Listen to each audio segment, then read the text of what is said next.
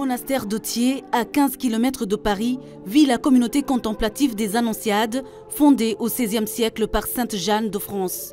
Cette communauté compte actuellement 32 sœurs.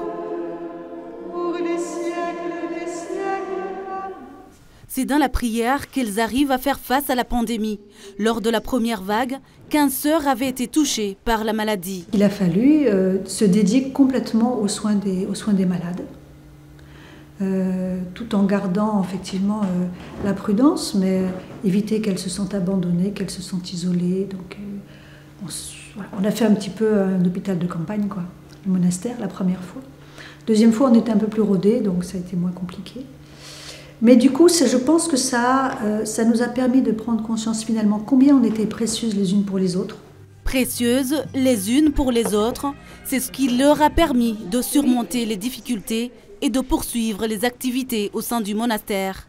C'est le cas de la sœur Marie de l'Annonciation qui, depuis 10 ans, s'occupe de la biscuiterie. Ça va, ça, Marie de l'Annonciation? Ça va. Alors, ça se présente bien? Oui, on avance bien. Je pense à tout tant de personnes qui sont dans la détresse ou dans l'angoisse ou qui perdent un proche ou qui sont atteints par la maladie, quoi. Mais aux personnes qui craignent pour leur emploi, enfin je pense à tout ça, quoi. Vous voyez?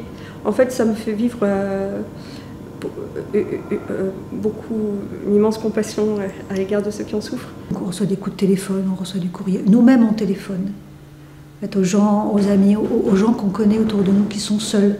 On prend des nouvelles, on reçoit des intentions de prière, on essaye de suivre ces gens-là, justement pour que cette difficulté du monde arrive jusqu'à nous.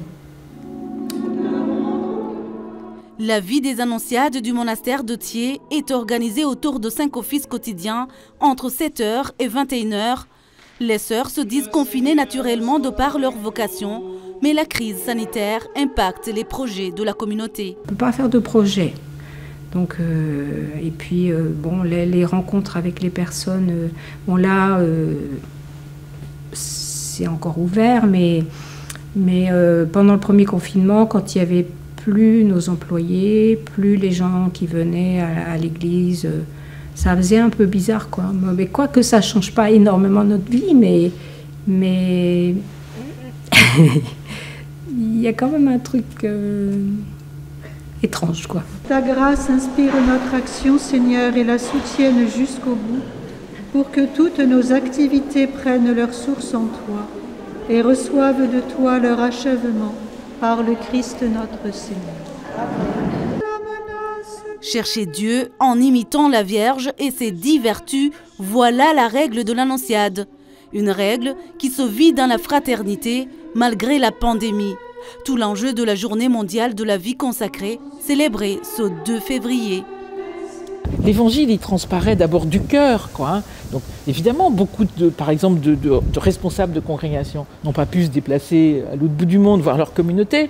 Eh bien, elles ont fait comme tout le monde. Elles ont pris Zoom pour leurs amis, et puis elles ont créé des réseaux, elles ont trouvé des systèmes de relais sur place aussi pour aller voir des communautés éloignées qu'on ne pouvait pas rejoindre par Internet.